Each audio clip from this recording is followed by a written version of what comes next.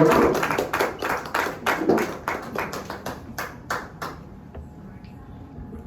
you, Ankush. Now, who doesn't like bugs? You don't? I thought you liked them. No.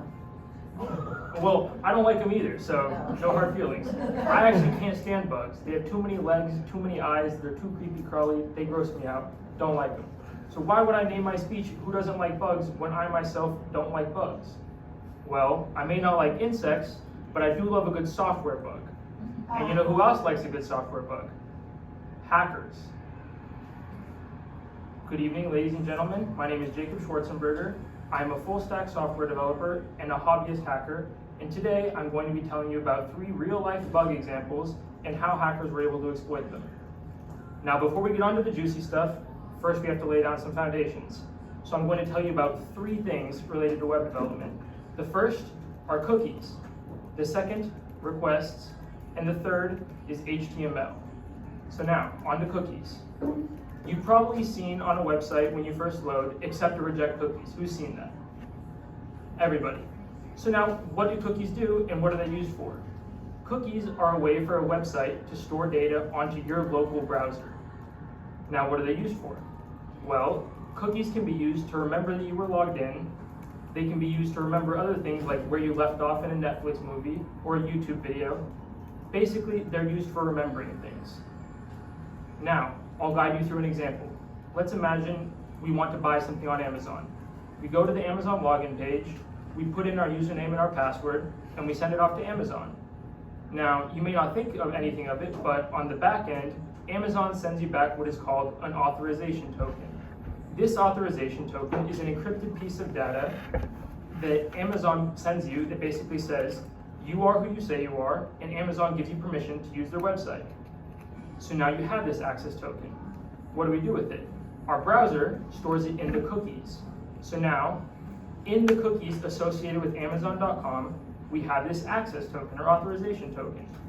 And that is connected with this chunk of data. So now we can use that going forward. But if you'll recall, I said that these cookies are stored locally. So how does Amazon know about them? That takes us to our next topic, requests. Requests are essentially a way for your browser to communicate with a website.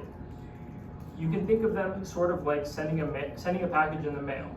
Requests have 2 parts, request headers and the request body. When you send a package, you put important information on the label, like the destination address, your own address, zip code, state, all of that stuff. When you send a request, you still need to include some of that information.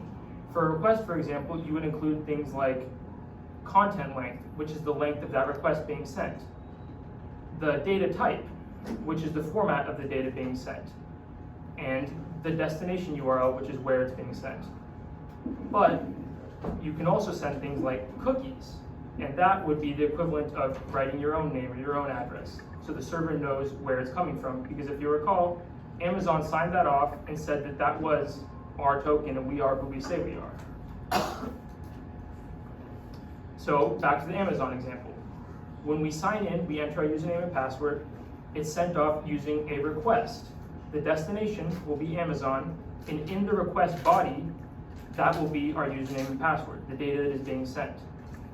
And when Amazon receives this request, it responds with a response. Responses are very similar. They have headers and they have a body, and within that body is that access token that we were talking about earlier. Now, we didn't explicitly mention how those cookies were added to the request. Your browser actually handles this for you. If you recall, we said the cookies were associated with a URL. When we make a request, that destination URL is compared to all the cookies our browser stored, and if there are any matches, then we send those cookies along with it. Now, that we know all of that, finally onto our last bit of foundation, HTML. HTML stands for Hypertext Markup Language. The last 2 letters are what's important here. Markup language is basically a system for using symbols or some sort of method to describe how data is meant to be displayed properly. Now, if you'll think back to when you were little kids and you were peer editing essays on paper, you probably wrote little things like those triple underlines, indicating that a letter should be capitalized. HTML works similarly. Instead of these symbols like the triple underline, HTML uses something called an element. these elements tell your browser how to display data. For example, you can have a span element. This span element just tells your browser to display it as normal text. You can have an image element that'll tell your browser to display this text as an image. You can also have inputs. They'll take things like a file, an image, text, a number, many other things. But most importantly for our demonstration today, we will be discussing the script element. Now, the script element can contain JavaScript code, and this JavaScript code will run on the browser, and it can do pretty much anything. You can change anything on the web page with it. That's why it's so important. So now, we've covered all the basic stuff, all the boring stuff. Quick recap. We learned about cookies, a way for a website to store data on your browser. Requests, ways to send data. And lastly, HTML, a way to display text according to the designer specifications. Now onto the juicy stuff, the bugs. The first bug that we're going to be discussing is called cross-site request forgery, or CSRF. Now, this bug first occurred on Shopify when Shopify had a feature where you could link with a Twitter account. So your Shopify account would be associated with your Twitter account. And can you guess how we set up that link? We sent a request with our data.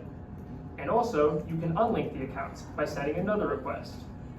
The hacker in this case discovered that if he were to make his own website, for the sake of argument, evil.com, he could force that web page to make a request to Shopify, and it would disconnect the user's Twitter account.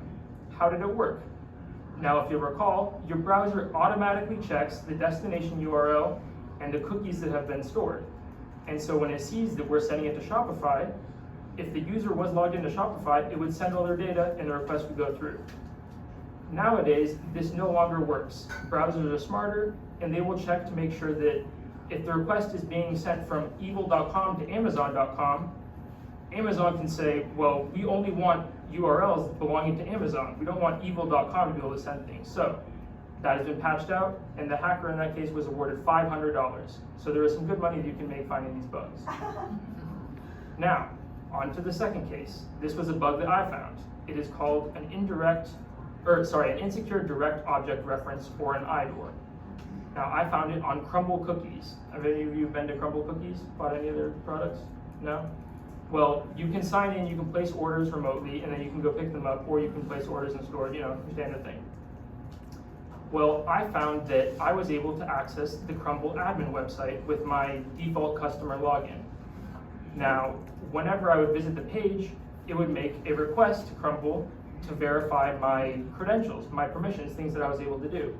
And I noticed in this request, in the body, it would send my user ID. And then I would receive an empty list of permissions because I didn't have any. I'm not an admin, that I don't have any permissions. But I was able to access a message board where managers of different Crumble locations would upload pictures of the cookies and ensure they were up to par for the day. And when I was analyzing the requests, I saw that these users, their IDs were leaked. And so I was able to replace my ID in that request with theirs, and I stole their credentials. This allowed me to do things like upload a file hosted on the Crumble webpage, on the Crumble website, which is obviously very dangerous. You wouldn't trust evil.com, but you probably would trust crumble.com. And if I were to insert that payload that the other hacker had, I could do the same attack, but you probably wouldn't see it coming. Now lastly, because I know I'm going over time, but XSS, cross-site scripting. Now this is one of the most famous bugs I think that I've ever heard of. I heard about it when I was a little kid. It's called the Sammy MySpace worm. Now there was a hacker named Sammy, and he wanted to update his description on MySpace, his biography. And when normally you would just send in text, he found that he was able to send in those HTML elements that we had discussed. He sent in a script tag. And this script tag, when it was rendered, instead of displaying text, it would tell the web page to add Sammy as a friend, and then after doing that, it would copy that description to your profile, and then it would self-replicate, and it ended up affecting all of MySpace, and he was rewarded with a prison sentence. So, also I want to mention, I was awarded 4 Crumble cookies for free. So not all bugs pay out well. But that was our last bug. I hope that now you guys know a little bit more about web browsing, and I hope you're a little bit more lucid the next time you boot up your web engine. Thank you. So educational. I thought I knew something about software, but it's been a million years. When I was in software, that was before the age of the web browser.